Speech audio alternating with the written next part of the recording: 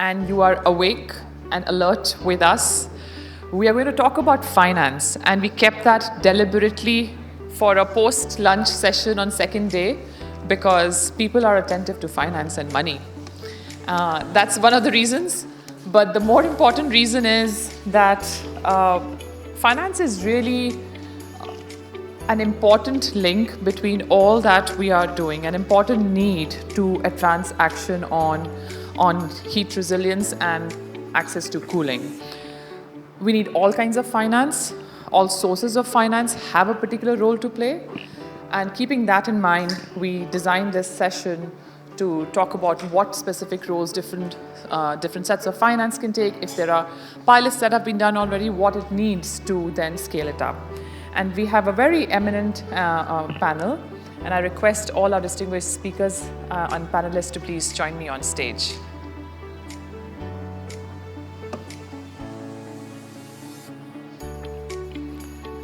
The session will be moderated by Mr. Uday Khemka, and I'm sure he's not a stranger to any one of us. Mr. Khemka is well known in the climate sector. He's a business leader, a climate philanthropist, and really a thought leader in the space of climate resilience, work on heat and cooling. So I hand it over to you, Mr. Khemka, to take us through the session, please. Good afternoon, ladies and gentlemen. Thank you so much. And we absolutely have a fantastic panel who I've just been talking to for the last 20 minutes. And it's with great excitement that I enter this role of moderating. We've got a tight session ahead, so I will ask everyone to be quite disciplined with their answers. Let me just say a word or two of introduction. This summit that we're having over these last 2 days, as you all know, is existentially important. We know that. We know mitigation is failed so badly that the adaptation challenge is enormous.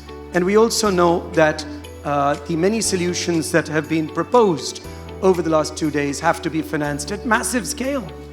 And we also know, unfortunately, and this is a setting for the panel, I'm going to start out on a down note, and by the end, hopefully, we're going to end up on a strong positive note, is that there's a huge gap.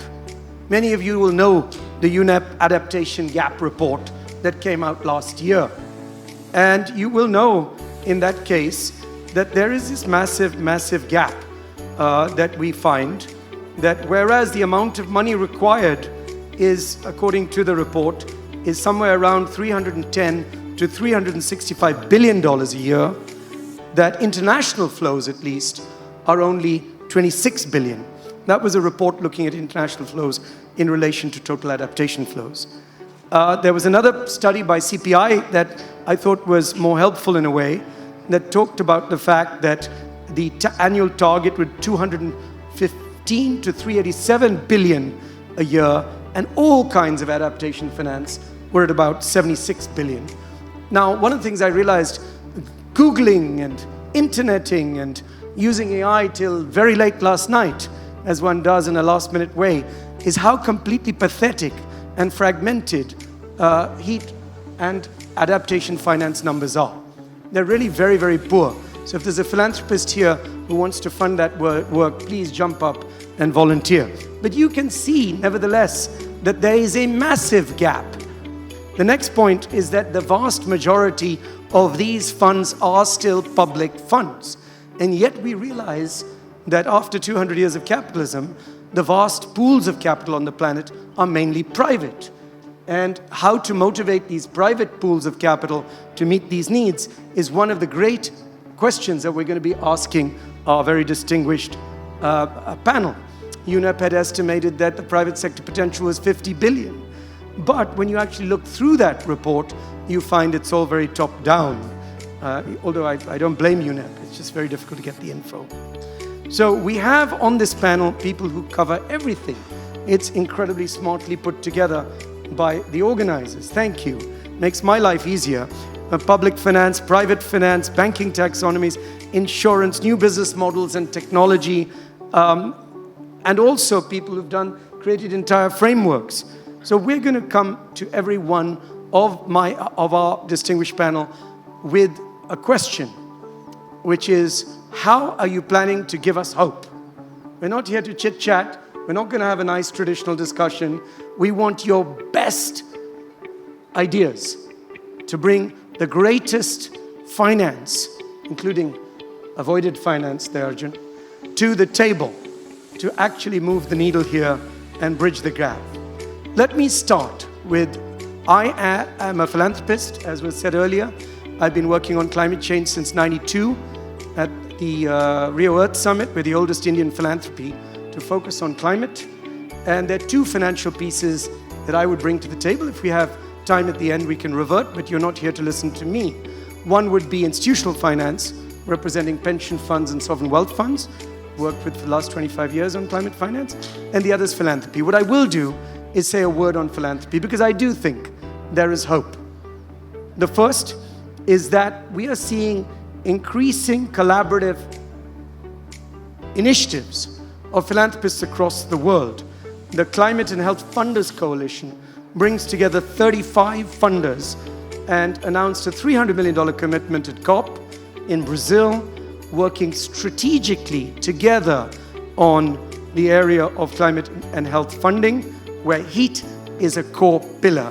And our foundation has the privilege to be one of the thought leaders in that pillar. But $300 million is still small. What is $300 million? If climate philanthropy on this area may be $1 billion, it's nothing. So why does it matter? So it's great, people are working together, we're bringing together institutional pools of capital, that's fantastic, but still small.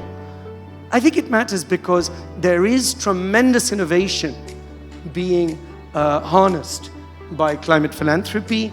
There's risk-taking, it's innovative, it's fast-moving. Many of these climate philanthropists have been working in mitigation, have seen the failure of mitigation efforts, are desperate to try and push forward adaptive measures and finance in science, in tools, in programs, in apps, in action plans, in building pipelines for scale-up that public sector players, MDBs, and others can pick up. The other thing I'd say that gives me hope is that coordinated action platforms like GIN, which was announced here, are being supported by philanthropy. And that's an information network. There are other initiatives emerging that are all about action, and multi-stakeholder coordinated action can be brought together in the safe space of strategic philanthropy. So there is hope, but it's a small sector.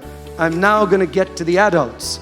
But before we go into more traditional parts of institutional finance, I'd like to shake up this audience with new business models.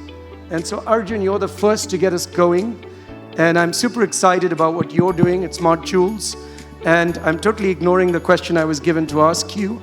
I'm going to ask you to talk about what is your business model. And I think it's the best kind of finance, which is to reduce the need for finance by reducing OPEX and CAPEX costs altogether, at least in certain sectors of the economy. Over to you, and just a few minutes of intervention per speaker, please. Thank you. First, I'd also like to speak about philanthropy. We have benefited from philanthropy. I think it's extremely important. So I started my entrepreneurial journey with a grant from Echoing Green Foundation in New York, followed up by a grant from Packard Foundation in the US. So we got 2 grants from the US, and that's how we actually exist as a company today. So I encourage anybody who's a philanthropist to give more, give wider. Now, with respect to what we do, I think a couple of questions here. Who here has played Monopoly? Anybody played Monopoly? Almost everybody. So we've seen that there's some utilities, right? There's a utility card, right? What are the utilities there? Electric utility, water utility, right? Maybe gas utility if you're playing a foreign version.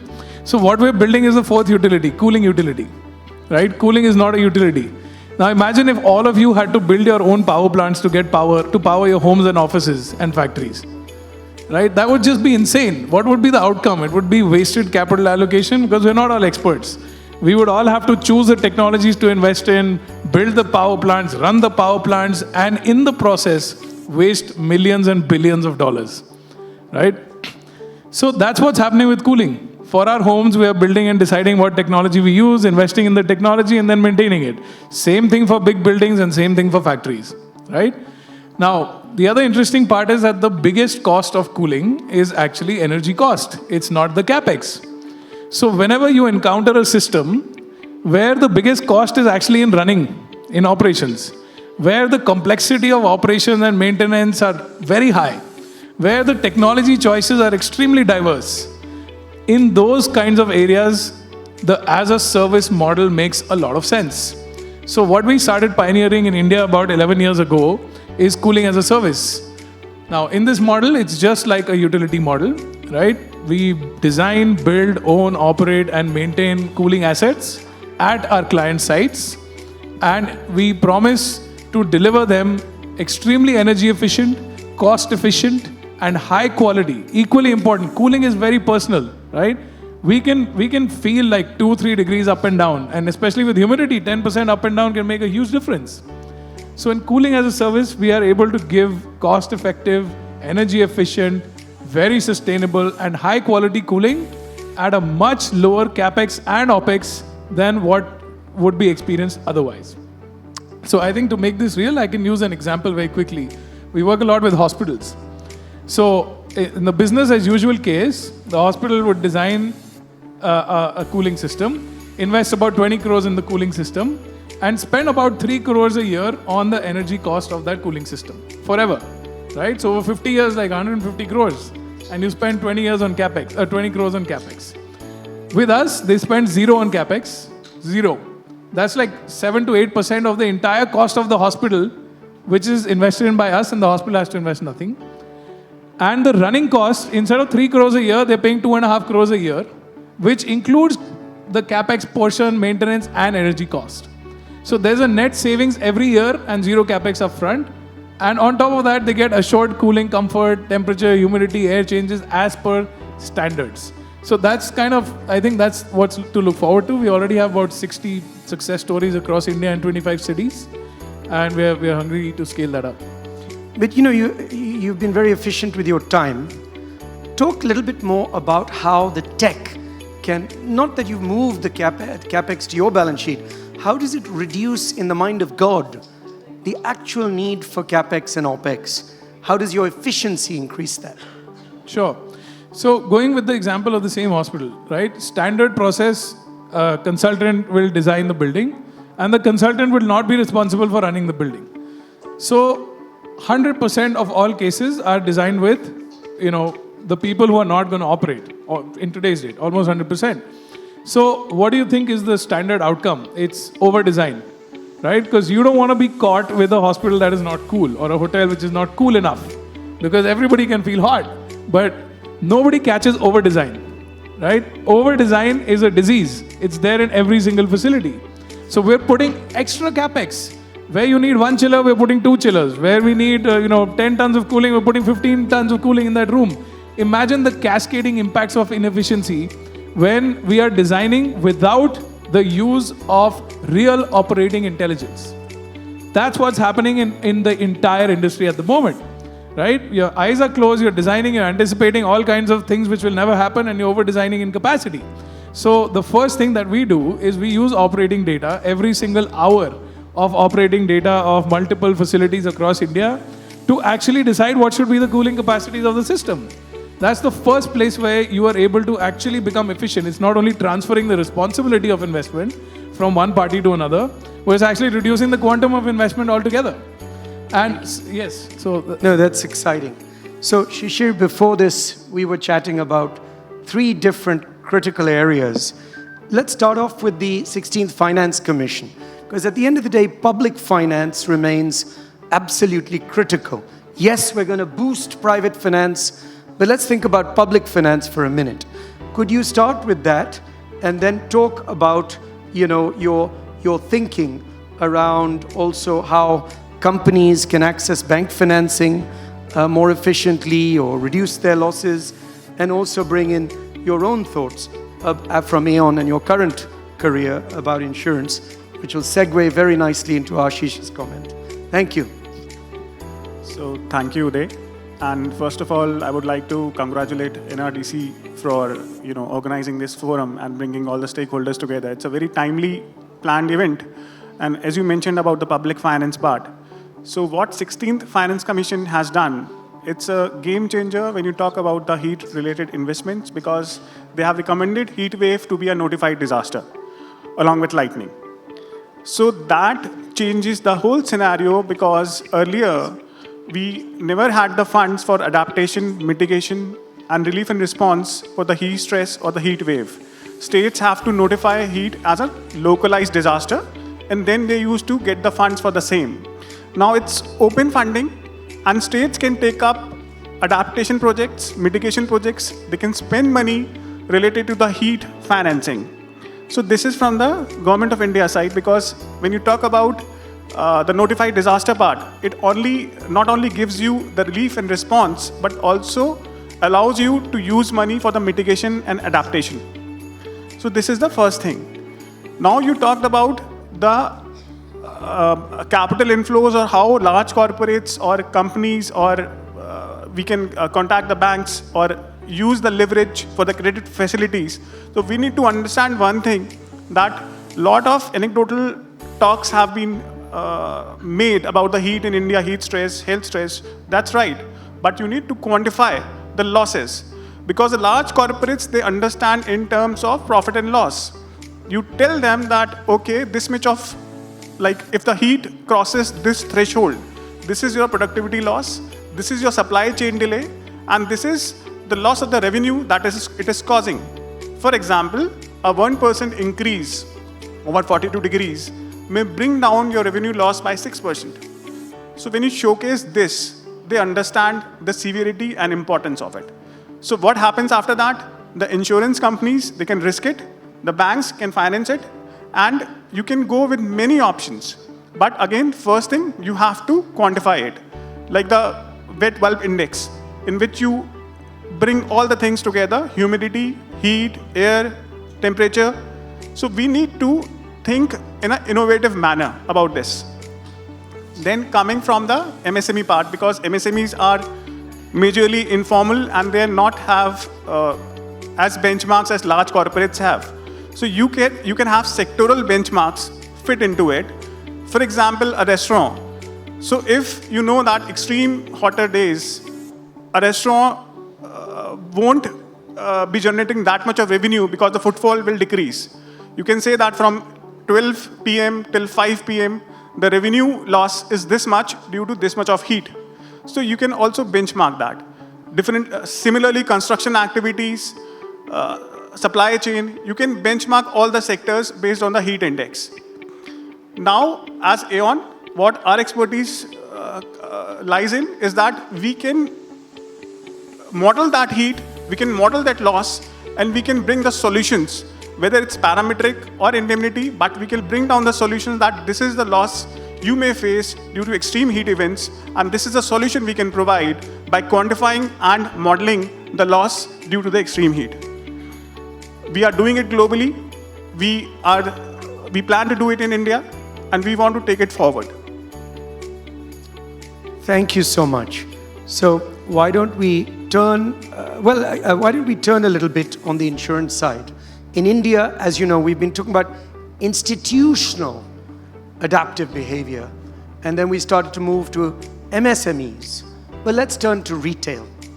The most famous innovation in climate adaptation finance in India has been parametric heat insurance. You've all heard that if you're in the community. Could you talk a little bit more about how those early experiments have led to enough data for companies as large as yours, it's a big insurance company, to really jump in and start to think about scaling this to a point where we could see massive flows of capital over time to parametric heat insurance? And what are the conditions required for that to happen? What do you need to have to make that happen? Thank you. Right. So first of all, thank you, Mr. Khimka. I think, as we know that the climate change is a reality now, right? And this increase in the frequency and intensity of heat, it's not just a meteorological event, it has some economic impact as well. Like our previous speaker said, like Sushi talked about the impact on productivity. I think earlier speaker talked about the energy requirement, right? Similarly, it has impact on health as well. So insurance is basically to protect all these three things. Like what happens in case of when the heat is rising every time, right? So it has an impact on productivity plus your health and this thing, energy requirement. So for that, as such, there is no any financial product was available. And as an insurance company, though a lot of things are available, but we're not addressing the direct impact of this heat, right? So we came up with a product called Climate Safe. As a company, Bajaj General is India's second largest private company, and we are known for our innovative products. So when we realized this thing that as of now the requirement is there, but as such no product is available, so we came up with a product called Climate Safe, and it's a kind of parametric insurance only. So what we do, we thought that let's first create awareness about this product. Parametric insurance has been talked about it, but mainly there were institutional buyers. But until unless retail customers will not understand its importance, that how this product works and how they can benefit it, how the strike and exit work. So we launched this product on a very retail level. Those product is available on the website. The best thing about this product is that this can address any kind of climatic event, be it heat, be it cold wave, be it your rainfall. Anything can be covered under this. And basis the requirement, a customer can kind of can find out that what is kind of sum insured they need, what kind of duration they need, and it's a very customized product. So they can kind of select from our website or our app, and they can do it. So I think our effort is basically to let the customer aware that this kind of product is also available, and as an insurance product we can kind of address this basic what is the biggest risk nowadays, climate risk. So that can be addressed through insurance product. So that is what we do. And how we kind of arrive to this product is that we are working with various climate data provider like IMD, Indian Meteorological Department is there. We are using their data to understand the risk, to analyze the risk, and then we use historical data of last 30-35 years, and we use that to kind of to design the structure of those products. That's what we do. And when we were just before the panel, we were talking about whether you felt there was enough data to show you that on an actuarial basis, this is indeed a profitable, financially viable product. Would you agree that the data now exists to show you that, and that's why companies like yours are interested in it? So as I said, it's not about the profitable. The idea is basically to create awareness about this product, right? So we are using the data what is available through IMDs, right? And they don't give us forecast. The forecast is only short-term forecast, right? While we have to price this product, or actually we have to analyze the information. So we need long-term information, right? So those, as of that kind of capability is not available, right? But we are trying our level best to use historical data to come up with some kind of proxy, some kind of analysis has to be done, and we are keeping some margin to make it a viable product or sustainable product. And the other thing we discussed was the idea that, to get the kind of scale we're talking about, you need NGOs and other organizations to aggregate enough demand for you. Are you seeing organizations beginning to do that? So you rightly said that insurance in our country is not like that customer kind of get up in the morning and say that let's go and buy insurance. They need someone who can kind of tell them that what is the importance of the insurance, why it is required. And for that, we need aggregators like you rightly mentioned about NGOs. There are bankers. There are many financial institutions whose risks also get covered through this. So we are working through them, and there are many channel partners or this kind of organizations who understand the climate risk. They're coming forward. They're helping us in taking this product forward. And I'm happy to tell you that I think in the last 1 year, we have been able to get more than 40,000 customers. They've come with their own. We have kind of tied up with 2-3 financial institutions. They have kind of bundled our product as a heat resilience product for their loan amount. Wonderful.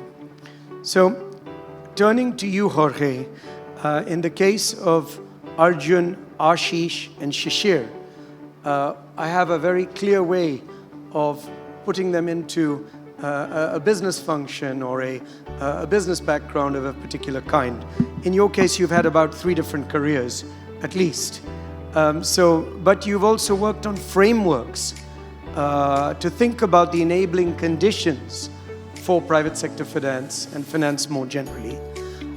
So you could wear any one of the hats you've had over your distinguished career. Give us a sense of 5 or 6 key enablers of the flow of finance at scale to this sector. Uday, thank you so much for the kind words and also for NRDC for inviting me to this select panel.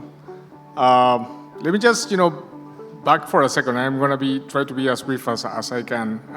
Promise not to overshoot on my time. But there are a couple of things. One is, just wanted to break a myth that we have, that several of us have in mind, that finance for climate is climate finance. They're not the same. Climate finance is a term that has been coined in the international negotiations, and it's a tiny, tiny bit of finance for climate.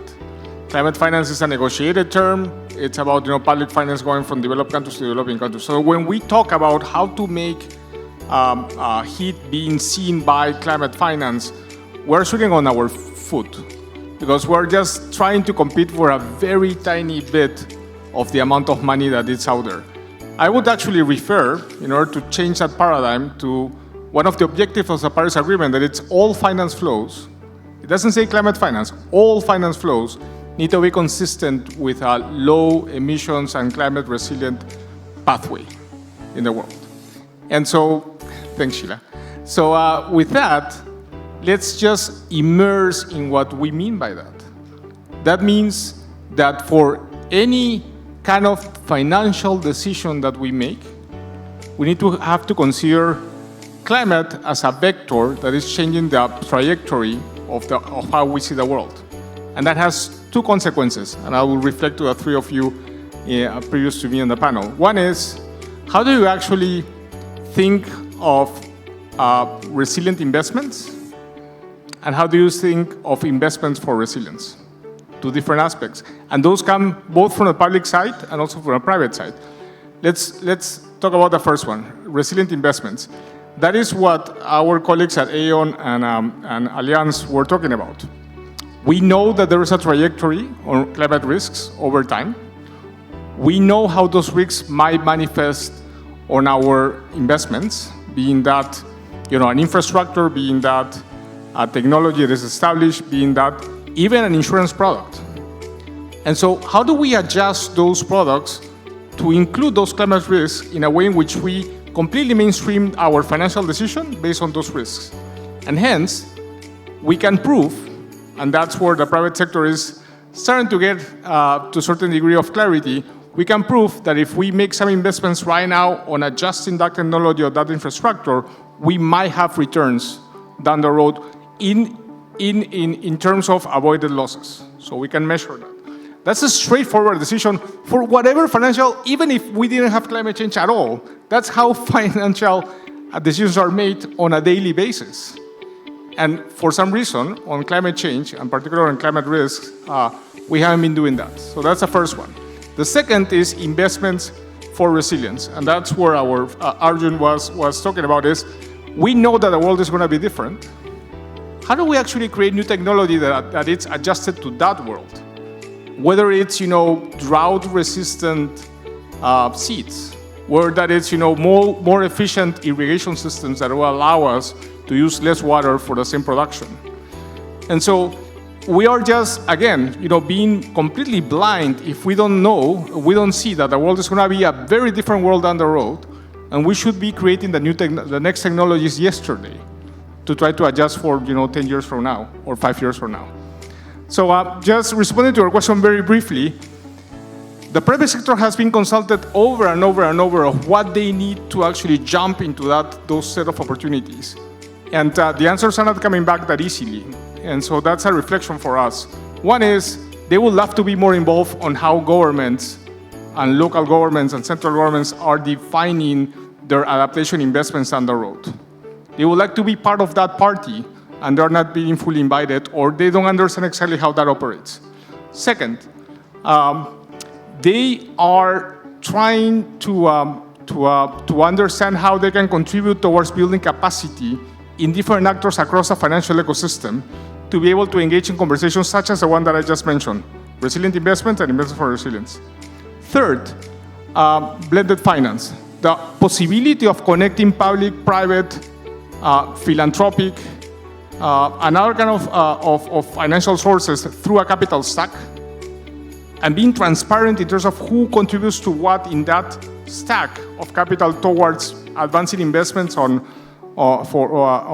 broadly investments in general is not there. So conversations a lot about blended finance are quite siloed and very transparent in terms of how that information is flowing.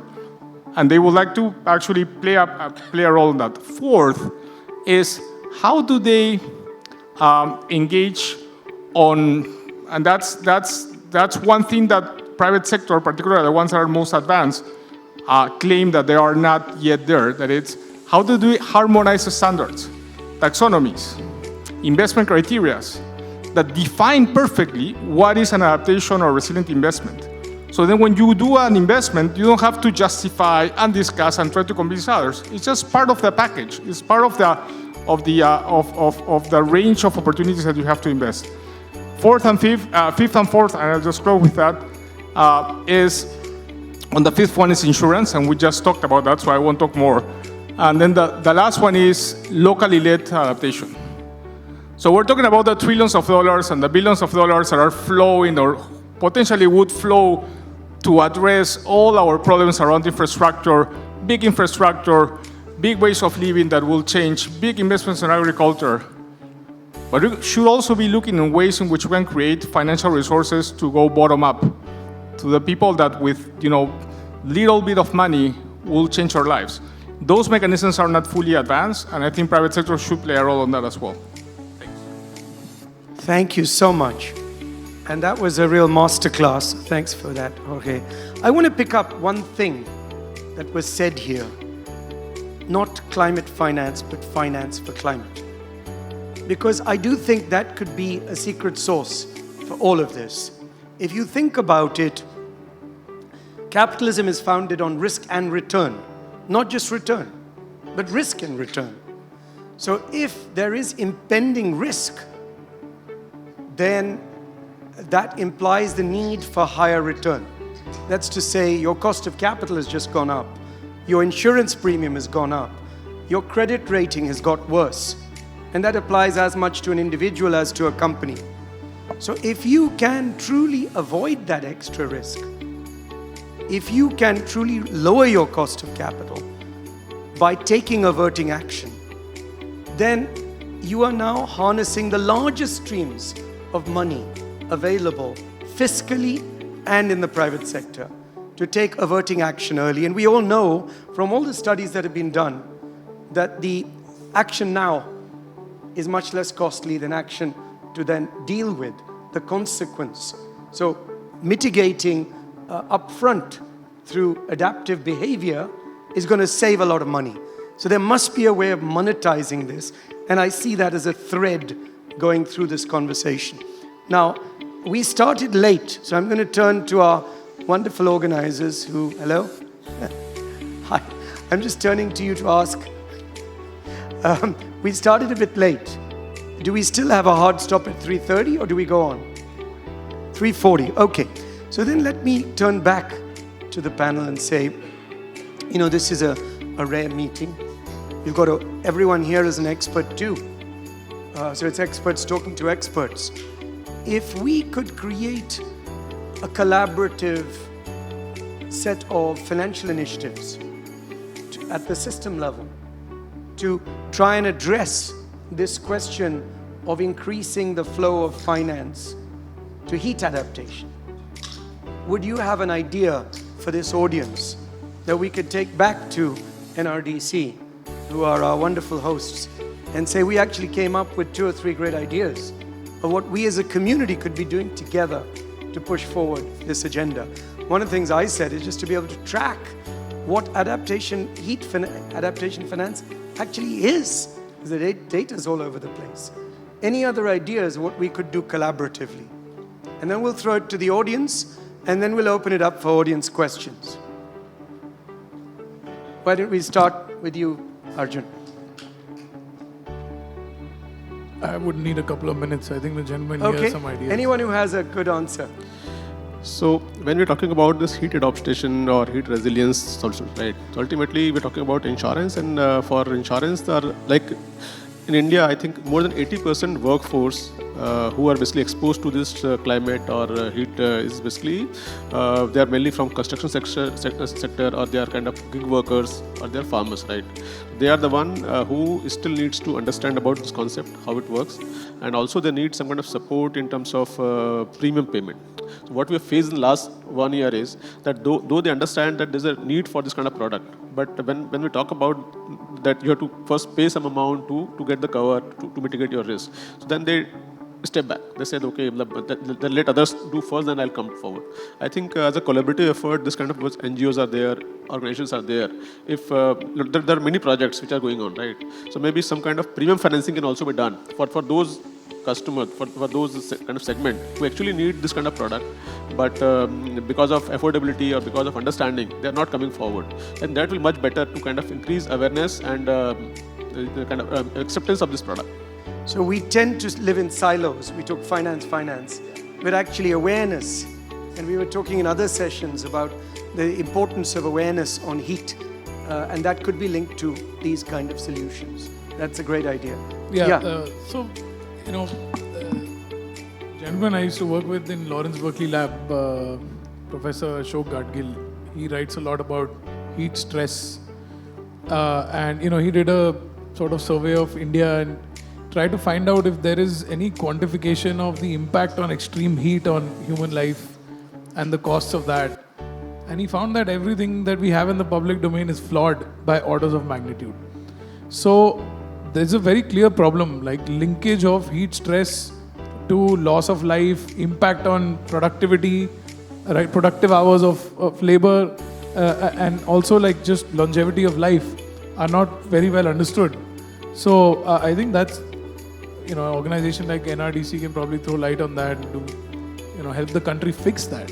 If we are able to account properly for the costs of, adverse exposure to extreme heat, and then, sort of encourage measures that are to be taken, like simple measures like shading, right? And then, he talked also about rapid chilling, like if it's extreme heat, you put like a ice collar or something around, and make those machines available. Like there's many solutions out there to protect against the worst of extreme heat.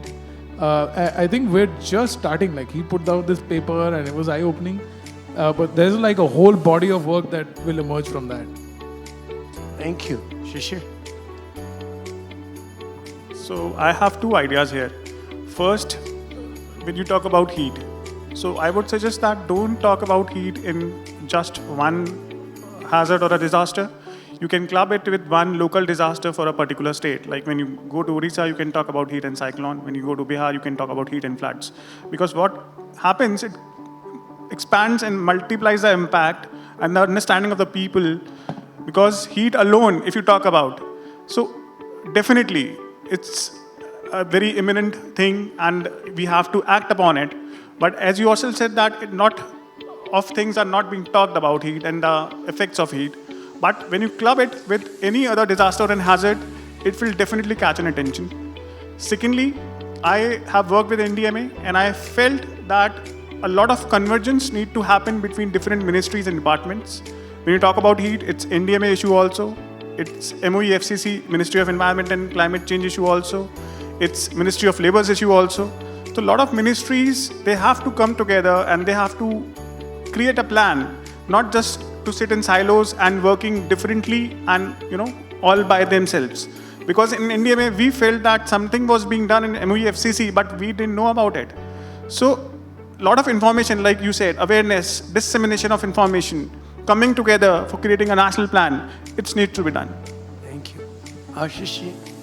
Oh, you've already spoken. Okay. Oh, did you speak? No, I don't. Yeah, you did speak earlier, yeah. Please. You can speak again if you want. Okay. So I'll put an example of something that happened, and I with the apologies of the case in terms of the extrapolation, but I think it proves the case. It happened in North Carolina in the U.S.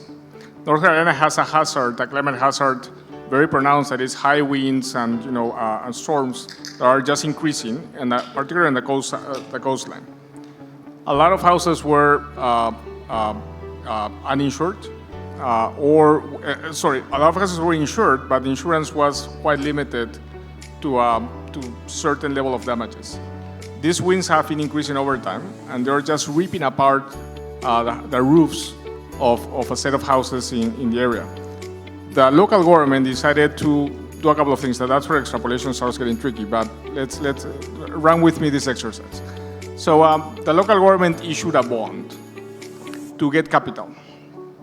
And that capital, what it did was that they were giving a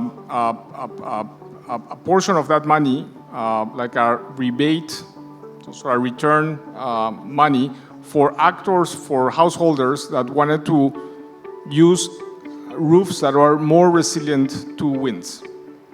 So by doing that, the local government managed to have, if those householders were using those kind of roofs that are more resilient to winds, they were going to have a cut in their premium of their policies. So you create a set of cycles. The first cycle is on the private sector side. You create business for insurance companies that are looking for more policies to be issued, even if they are reduced, because they have a guarantee that those roofs, that new technology, is going to survive winds. The second is that you create a whole ecosystem of new construction materials, of new ways of thinking about roofs, and that it just brings the private sector fully into a space that it wasn't before. So if you make a parallel, I'm not going to go through a whole exercise with heat, but if you think of cool roofs and how you can make a way in which you can have this blended finance between a public actor putting resources to back up that change, and then creating the whole financial ecosystem of private actors, both in the insurance side and then the construction side, boom, you have an economy being created out of the blue for heat. Wonderful. Thank you so much. So what we're going to do now is open it up. And if you wouldn't mind, just say your name, your organization, and if you would like to direct it to a certain person on the panel. Otherwise, I'll let anyone on the panel jump in. So do, ask whatever questions you may have. Yeah, right at the back there. Please. Can we get a microphone to the back? Otherwise, just holler.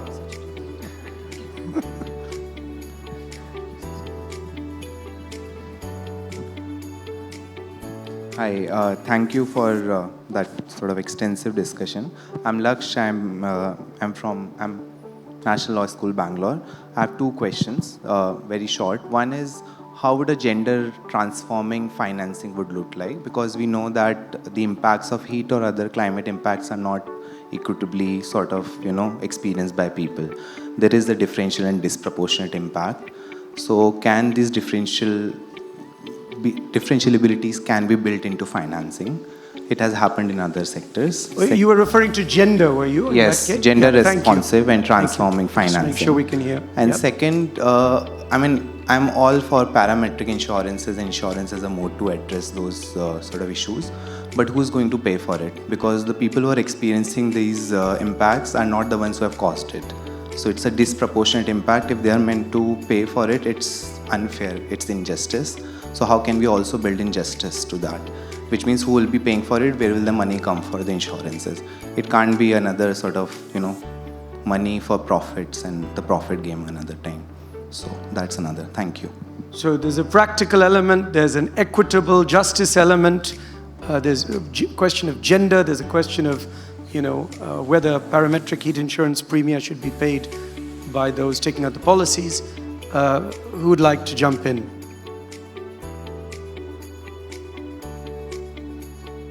I can answer about the parametric insurance part. So if you see that you're talking about, that's exactly right point to make, that people who are suffering and the most vulnerable, if we are taking a parametric cover for them, obviously asking money from them would not look so nice because they are the ones suffering and then we are going to them. Because how insurance works is that either a claim will trigger or it won't trigger. But parametric insurance can have different triggers also. You have different percentages, different temperatures, at what temperature, what kind of payout can be given. Also, what we can do, like in the PMFBY, Pradhan Mantri Fasal Bima Yojana, if you see, the farmers, they are paying a very small amount of premium to get their stake involved in the process. And a lot of subsidy is coming from the government of India and the state governments also. In relation to the heat also, we can do and we can make a similar kind of a product to first initiate a awareness among the people. Because first thing what we have to do is to create an awareness that people should know that what kind of products are there, how I can safeguard myself from any further kind of problems or issues or heat-related losses or health losses. So we need to make people aware, like these kinds of products are there. In the starting phase, we can incentivize that by paying the subsidy from the government side, then the private players also can come in. You are forgetting about one thing, that's corporate social responsibility. CSR funds. A lot of CSR funds are being spent in India and being donated for different causes. But surprisingly, climate disasters, I am talking about from the disaster point of view because now heat is a notified disaster. So not much of the CSR funds are being poured into the disaster-related activities. So we have to make a case for that CSR pays for such kind of activities, such kind of pilots, and a scalable national level product can be made out of it. Just to add, what Shishir said is, I think we're discussing this thing prior to this session, that because ultimately the productivity is impacting the outcome for that organizations, right? And if the productivity will come down, ultimately it's the organization will suffer.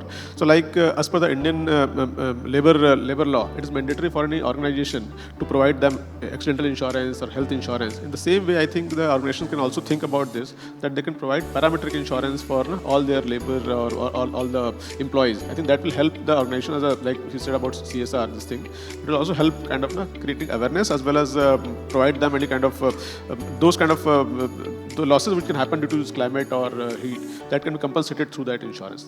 That will help. Thank you. On gender, I just wonder whether a careful study of microfinance may not reveal that the interest rates offered to cooperative groups that are led by women may be actually lower cost than those for men.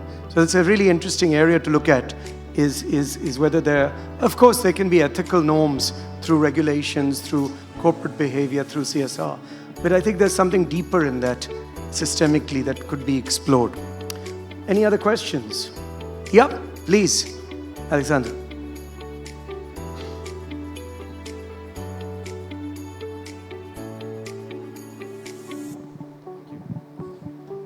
Thank you, Dai. My name is Alejandro Saez Reale. I work at the Global Heat Health Information Network. And yesterday we had a governance session where Jason Lee, the chair of the Southeast Asia Hub, said, if a decision maker says he or she doesn't have resources for heat, it's because that person hasn't fully understood the problem. So my question is on information asymmetry. Do you think that with the business case for heat action, with a proper understanding on the return on investment for heat action, would that somehow help accelerate policy uptake? Like, what's the role of information in accelerating financing into policy? Thank you. I'm going to just make a comment, then hand over to the panel. When we think about the issue of information, in capitalism at least, that information in this case would feed into risk assessments. And if that, we had a comment about communication earlier, and there could be, I think, a very valuable exercise in conveying risk even further than has been done, because there was a moment around COP in Glasgow when there was a lot of talk about risk and putting that out there and the narrative of stranded assets. But if there could be a way of bringing this into banking and insurance and finance, cost of capital, in a way that changed discount rates, interest rates, it captured brokerage reports, it could make a difference, in my opinion. But it's not self-evident, because as you know, capitalism is very, very bad at pricing in long-term ethical goods. It doesn't do that without help. So it could be a really interesting joint project to actually bring together communication about specific risk in a way that affects cost of capital. But anyway, over to all of you, please. I can't speak specifically to heat, but if you look at buildings, right, where extreme heat is also felt and productive hours are wasted, I think one can look at the example of LEED certification. Right, there have been multiple studies that certified buildings are much healthier and lead to higher productive hours, and so the financing in many places for certified buildings is better. So I think over the last few decades we have seen that happen, right? If there are studies and good research to support that, certified buildings are healthier and better, and therefore their finance costs should be lower, that has kind of made an impact. So I would think it helps. That's one example.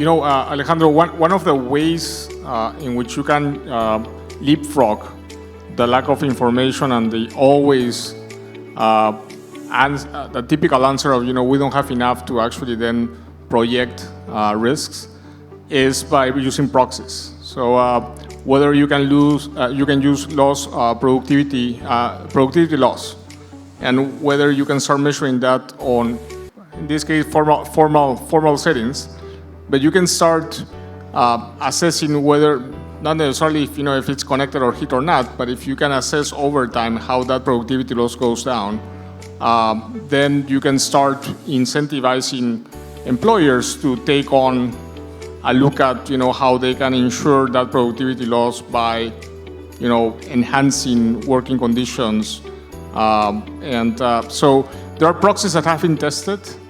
I think it would be a good start to look at those proxies, being that health related, economic related, or even financially related, even without having all the information about heat impacts. Thank you.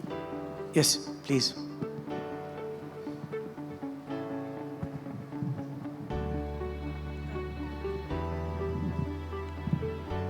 Dilip Mavadankar, part-time consultant to World Bank and professor at Indian Institute of Public Health in Gandhinagar. I have two ideas about the insurance premiums. Think about it and maybe a reflection from the panel. For a long time, Government of India is giving free of cost insurance to farm laborers. The premium is paid by Government of India for accidental death. And now also I saw natural death is also covered at a small premium. So is it possible to sell this whole idea to Government of India to cover whole set of people within the country, or to any state government? So they pay the premium and the people are automatically covered with certain eligibility. So that is one idea. Second, India and some states have large milk cooperatives, other farmers cooperatives, etc. Can they then subscribe for their members? Because for a large insurance pool, you need a large, like the fertilizer cooperatives and milk cooperatives. Can we think of selling that idea to these cooperatives so they pay the premium and then the members are covered automatically? Thank you. Well, it's wonderful when there are very concrete ideas from the audience, and we have experts in the insurance industry. So please, what do you think of these two ideas? Rightly said, sir. I think I also mentioned the same thing, that government is providing insurance to all the laborers, right, for natural death and this thing. So what we have kind of proposed to the government is they can include this under Indian labor law and this thing. And if anything happens because of this climatic change, so maybe any employee or any labor, they should be able to get some kind of benefit. That is what one thing is there, and I think we should propose that is there. But the only thing is, like we have seen that in case of Pradhan Mantri Suraksha Bima Yojana, Pradhan Mantri Jeevan Jyoti Yojana, Government of India doesn't pay the entire amount. Because if anything is free, then it will not be valued, right? Ultimately, customer has to, or employee has to pay at least some small amount, not very high. But you rightly said, if it will be done at the national level, then the premium will not be an issue because it will be very small in that way. So we can propose this to the maybe the Labour Ministry on this. It's there. Would you like to make a comment? Actually, government paying the premiums is still, I won't say that there will be a lot of voices for acceptance of this, because I have been a part of that also. Already few schemes are being run by Government of India, as Ashish ji has told. But what happens if you see that government buying insurance for the people? So that causes a lot of questions. If the triggers, if it triggers and the payment is being made, it's a very good policy. But what happens, like you are paying a premium and you don't get anything in return after a year or so? So a lot of backlash is what comes in, and there is also a political impact to it. So many things are to be taken into consideration when you're talking about government buying an insurance policy for the people. It can be like a public-private partnership, or it can be that people paying a small amount of premium and government can subsidize it. But buying an insurance policy from the government side for the people, so that will raise a lot many challenges and questions. Thank you. We have time for maybe one or two small. I'll try and give someone at the back a chance. Hello, thanks. I'm Dr. Manjunath from CACP. I wanted to ask the panel about the... Would you mind speaking up, please? Yeah, so I'm Dr. Manjunath from CSAP, and I want to ask the panel about the social stock exchange. Whether anything can be done in social stock exchange other than the zero coupon, zero principal for parametric insurance or for other products for heat resilience. I'm not sure if others got that question. Social stock exchange is what I heard. Yeah. Would you like to just say another word about what you mean by social stock exchange? So the government has set up the social stock exchange to fund non-profit organizations, etc. They have come up with the SEBI guidelines. SEBI has come up with the guidelines for zero coupon, zero principal. But I was asking the panel if there are any other ideas to enable more blended finance or other parametric insurance sort of products under the So you mean, social could there be a government-led systemic intervention to create a new kind of capital market that could, for example, fund subsidies in parametric insurance or some other kind of clever innovation by the government? Any thoughts on that? I think you may have answered your own question. Sounds like a great idea. I see some members of the government here. Come and talk to them. One more question, maybe from this side of the room. Yep.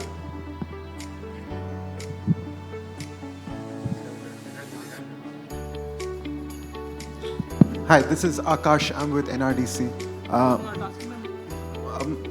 So oftentimes we hear about sort of the lack of financing, but I'm sort of a bit perplexed because I'm thinking about, say, for instance, the Pradhan Mantri Awas Yojana, where there is a lot of money already being sort of, earmarked for building sort of a lot of construction in the coming decade.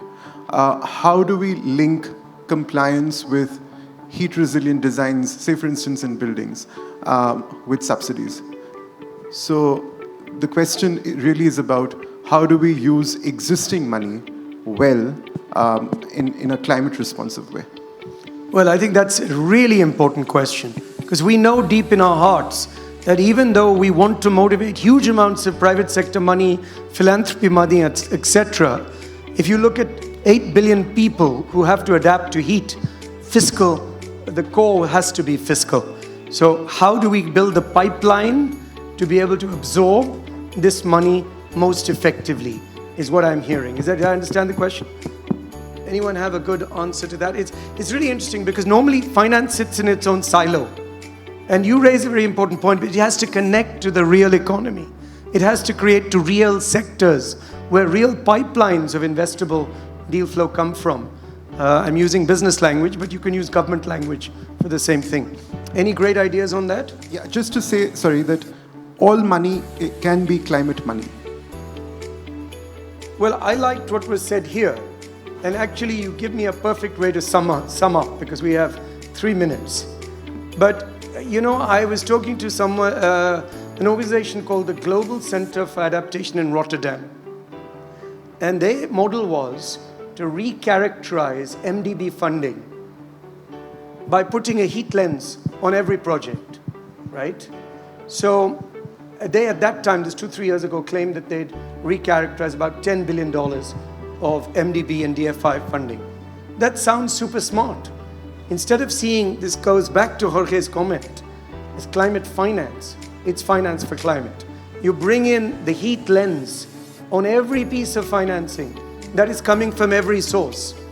So as far as that way of thinking is concerned, that can apply to fiscal flows, government flows as well. And that's where you have to think of every bridge, every house, and that's where we need this entire community's help, to your point, in designing those houses and those bridges, in coming up with the technology to make this all happen. However, so I would say for MDB and public finance, the recharacterization of every program with a heat lens would shift us from climate finance to finance from climate. And similarly, we need to, however, also think about some of the points the panel has made on private sector finance, because government finance and MDB finance will not be enough. And one of those points of view, when you start thinking, my background is in mitigation finance, and there we always start off with the cash flow. Where's the private sector cash flow? We realize the IRR doesn't quite work, and we go to blended finance. There's not enough blended finance on the planet to make this work. So therefore, you need to think differently. That's good if you can identify an individual. In India, there are many private health clinics, there are many private schools, they make money. You could put blended finance to offer them investment to make IRRs and risk match with blended finance to some degree. But the problem is too big. And therefore, I think it also needs something that came up in another session, which is to design ab initio. And I think this is also implicit in Jorge's comment, design for adaptation, mitigation and development up front. You're building a building, it's the same amount of money more or less, it could be even cheaper, but build it to take this into account at the design stage. Secondly, look at new technologies and business models that can change the paradigm. Thirdly, when you do identify cash flows and you could recharacterize them, then think about incentives and regulations. You think about safety in a cinema. The safety in the cinema is not something that only the capital market is meant to solve. The government says, I'm sorry, this cannot have a fire. So in the same way, regulations do have a part to play, and we cannot forget the power, the sovereign power of government to regulate, and at least to provide incentives, both positive and negative.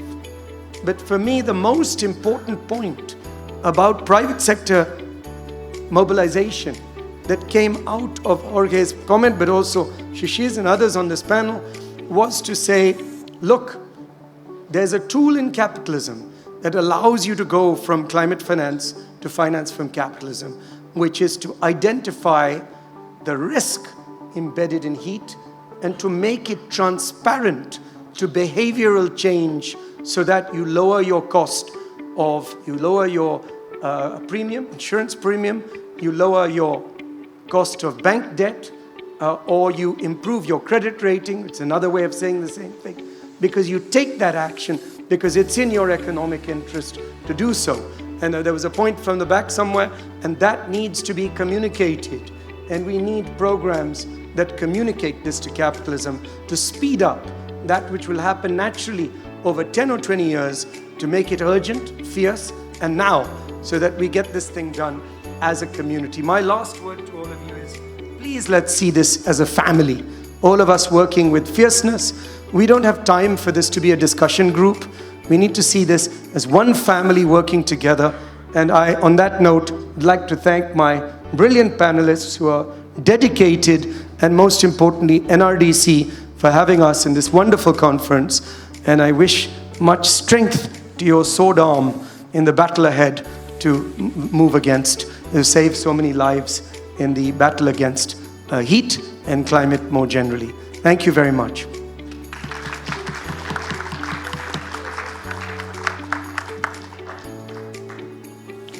Wonderful. Thank you so much. What an energetic moderation and panel. We've got such different perspectives on finance. Thank you so much for sharing all of those with us. Thank you. Thank you, Mr. Kinker. Yeah.